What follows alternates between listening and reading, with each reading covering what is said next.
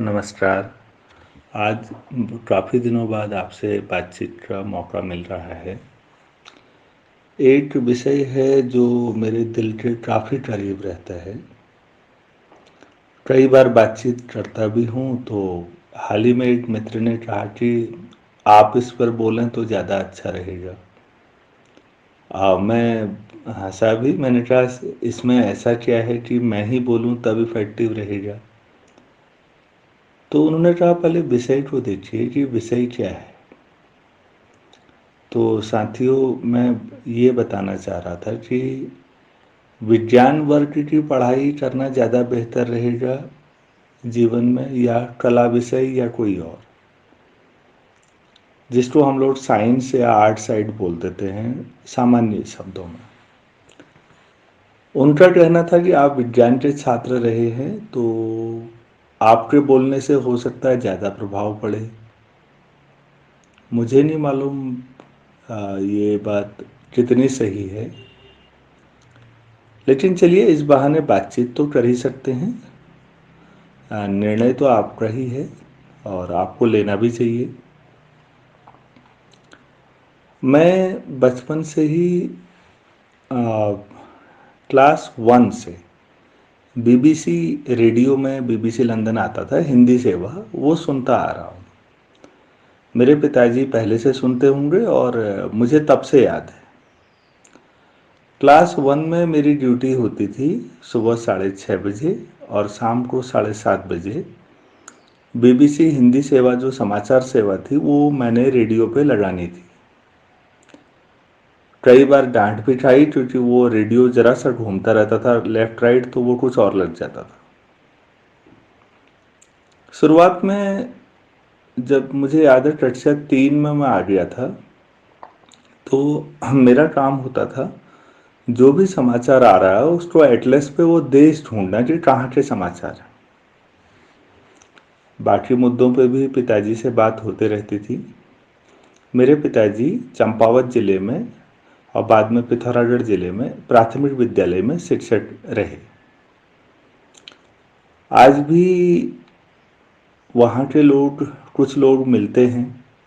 कुछ लोग यहाँ लाल कुआं के पास बिंदु खत्ता है हल्द्वानी, यहाँ रहते हैं तो मुलाकात हो जाती है। आज भी याद करते हैं मेरे पिताजी को। पिताजी ने गांव में जो भी लोग आते थे उस समय कम पढ़े लिखे लोग होते थे और बहुत सारे लोग बाहर नौकरियां करते थे, या तो सेना में या निजी क्षेत्र में भी हों तो भी कहीं बाहर। उनके घर की चिट्ठियां कई बार मेरे पिताजी ही लिखते थे। तो ये सामाजिक वातावरण में घुलना मिलना गांव के लोगों के साथ, और लेकिन विद्यालय में एक सख्त शिक्षक के तौर पर मैंने अपने पिता को देखा भी, उनसे सीखा भी। धीरे धीरे उनके साथ बातचीत कई मुद्दों पर होती थी तो मेरी भी समझ बनने लगी। 7वीं कक्षा में था तो उन्होंने यहाँ पिथौरागढ़ जिले में घाट जहाँ है उसके पास रामेश्वर मंदिर है, सरयू और रामगंगा मिलती हैं, तो वहीं पर अब तो जीआईसी हो गया है, तब माध्यमिक विद्यालय था दुबौला, गंगोली हाट ब्लॉक में पड़ता है। वहाँ पर हम रहते थे। 7th क्लास में पढ़ता था मैं, तो उनने अमर उजाला लगाया और उसका एडिटोरियल पढ़ना शुरू किया मैंने, संपादकीय। मुझे बड़ा बोरियत वाला लगता था वो पढ़ना, बिल्कुल भी मज़ा नहीं आता था उस समय शुरू में, लेकिन पढ़ना पड़ता था। और पढ़ने के बाद फिर आ, बताना होता था पिताजी को मौखिक तौर पर कि इसमें ये चीज़ें हैं, फिर वो समझाते थे। शुरू में तो इंटरेस्ट नहीं आया, लेकिन बाद बाद में अच्छा लगने लग गया। अच्छा मतलब 9th के बाद। कक्षा 10 का जब यूपी बोर्ड की मैंने परीक्षा दी थी, तो मुझे अभी भी याद है कि बोर्ड परीक्षाओं के दौरान भी मेरा अखबार पढ़ना बंद नहीं हुआ। नॉर्मली माँ बाप कहते हैं कि नहीं पढ़ना है, मेरे पिताजी का था न्यूज़पेपर तो पढ़ना ही है यार रोज, 2 साल तक पढ़ाई होगा तो ऐसा क्या है पेपर में। और ठीक है, मैं ऐसा कर देता हूँ, वो टिक कर दिया करते थे। कई बार अखबार में जो खबरें आती हैं, देखिए वो समाज के हर हिस्से के लिए आती हैं, और आपको तय करना होता है कि आपके बच्चों के लिए इसमें क्या ज़्यादा महत्वपूर्ण है। एक अखबार को सनसनीखेज खबरें छापनी होती हैं कई बार, ताकि अखबार की बिक्री बढ़े, वो व्यावसायिक उद्देश्य भी हो सकता है। शिक्षक के तौर पर आपको ये देखना है कि आपके बच्चों के लिए कुछ खबरें जो महत्वपूर्ण हैं वो छूट ना जाएं। तो पिताजी टिक लगा देते थे जी, इसका मतलब है ये तो पढ़ना ही पढ़ना है, बाकी तुम्हारी इच्छा।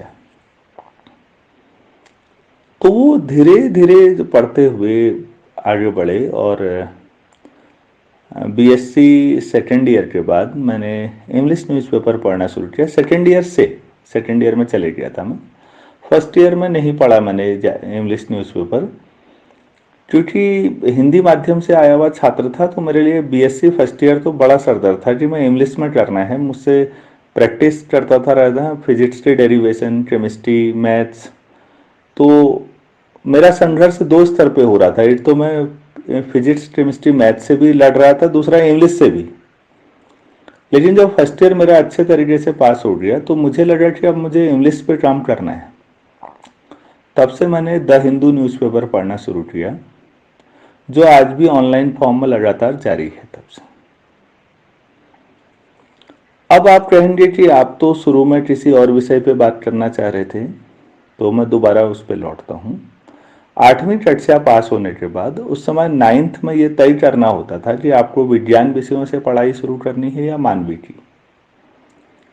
जो मेरा नज़रिया वहाँ तक बन चुका होगा और मेरे पिता ने महसूस किया, तो उन्होंने मुझसे कहा कि बेटा, मेरा अपना मानना है कि तुझे मानविकी के विषय लेने चाहिए।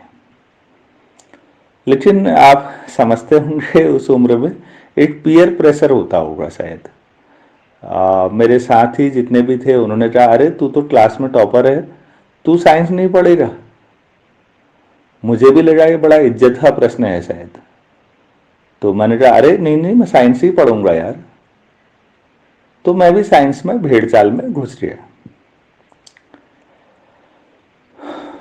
पढ़ता रहा। पिताजी और मेरा शुरुआत में 2 या 3 दिन तक काफी कॉन्फ्लिक्ट रहा। मेरे पिता समझाते रहे, वो तर्क पे आधारित बातें कर रहे थे, और मैं भावना प्रधान अपने इमोशन में जा रहा था कि नहीं, साइंस तो पढ़नी पढ़नी है। अरे मेरी क्लास में जितने अच्छे बच्चे हैं सब साइंस ले रहे हैं।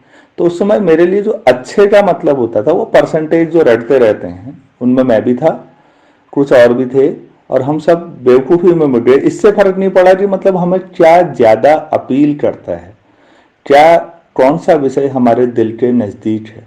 कभी एक बार भी मैंने 8वीं में ऐसा सोचा होता, निश्चित तौर पर मैं मानविकी के विषयों की ओर ही जाता। ऐसा सोचा भी नहीं। मेरे पिता ने भी ज़्यादा जिद नहीं की। ठीक है, तुम्हारी इच्छा। 10th हो गया तो फिर बड़ा, अरे गणित तो बड़ा कठिन विषय होता है। पता नहीं किस तरह की बातचीत लड़कों के बीच होती थी, और हम उसी बहाव में बहते गए, और करते करते बीएससी और फिर एमएससी मैथमेटिक्स हो गया।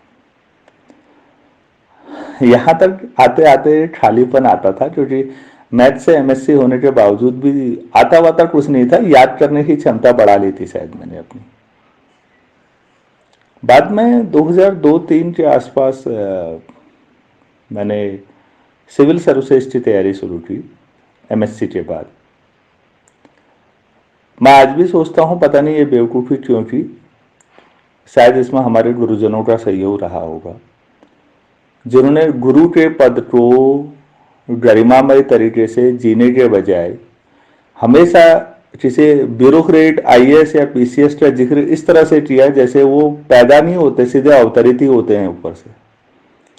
अरे क्या करोगे, आईएएस बन जाओगे क्या इतना पढ़ के? तुझे आईएएस पीसीएस थोड़ी बनना है। मतलब मेरी समझ नहीं आया कि आप जिस पद पर हैं, आपको उस पद में कुछ महत्वपूर्ण लग ही नहीं रहा है क्या? आपको क्या लगता है कि वो जो बाबू बैठे होते हैं वही सबसे ज्यादा काबिल होते हैं? एक शिक्षक पद की गरिमा है, आपका आचरण उसके लिए बहुत महत्वपूर्ण है, आपको उस पर गर्व होना चाहिए। जिस पद पे हैं। लेकिन खैर इस पे कभी फिर बाद में बात करेंगे। ये अधिकतर शिक्षकों की वो समस्या रही है। तो मुझे भी लगा कि अच्छा कुछ बड़ा यही है तो मुझे भी यही करना है।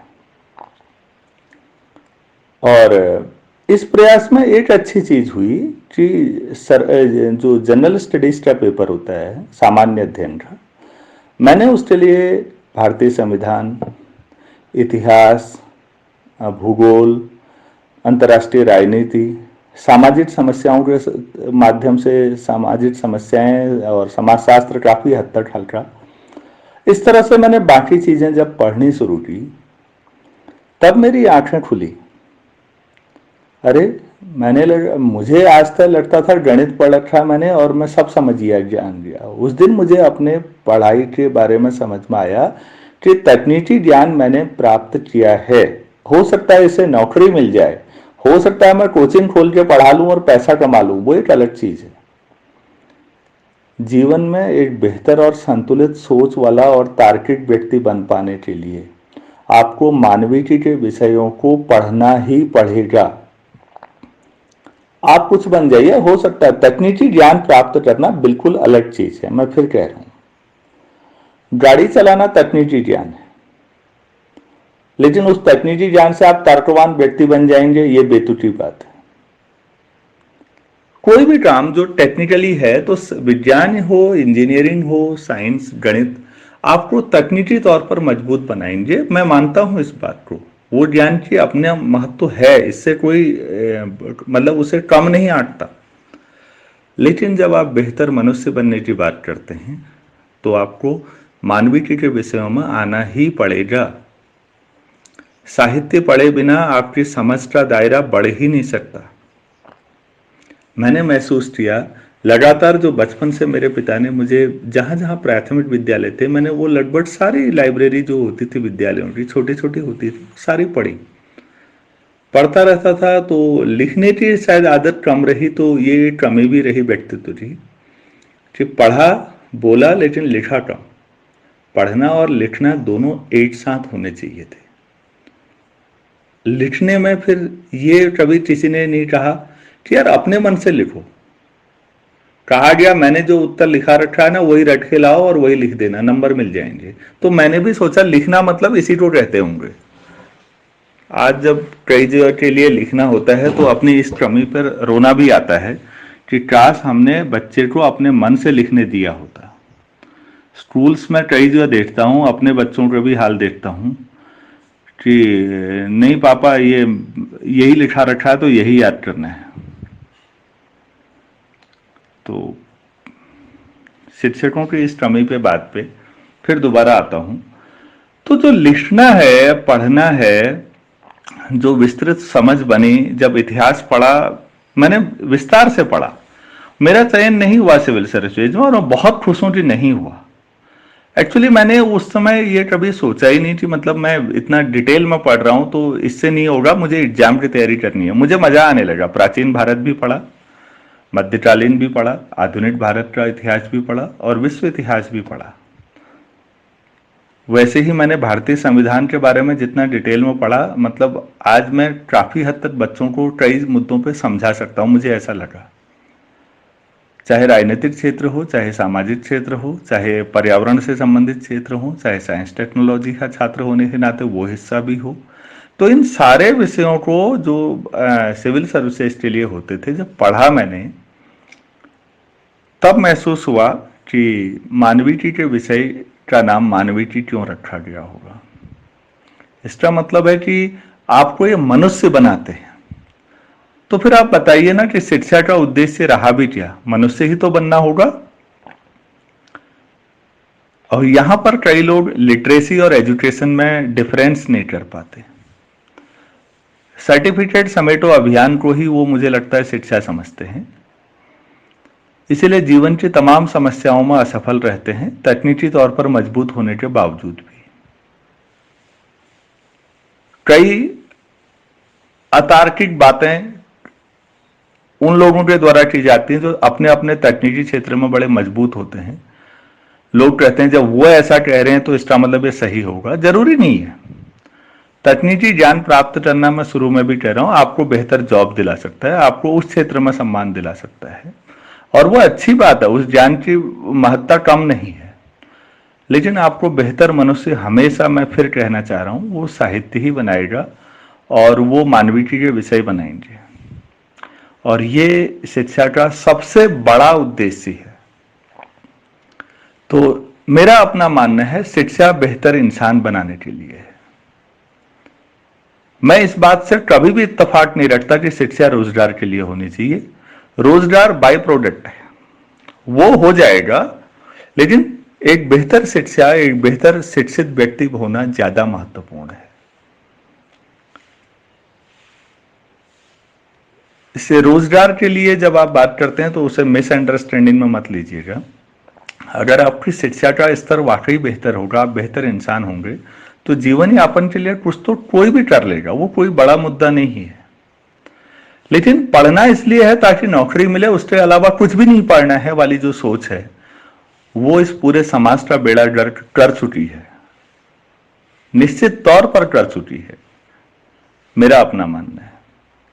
तो कृपया मैं अपने सभी साथी, अभिभावक, शिक्षक, छात्र छात्राएं, आप सभी से विनम्र अनुरोध करना चाहूंगा कि आपको ना, जो आपके दिल के काफी करीब हो, आप वो विषय पढ़िए जो आपको अच्छा लगता है, जिसमें आप अपने आप को एक्सप्रेस कर पाते हैं।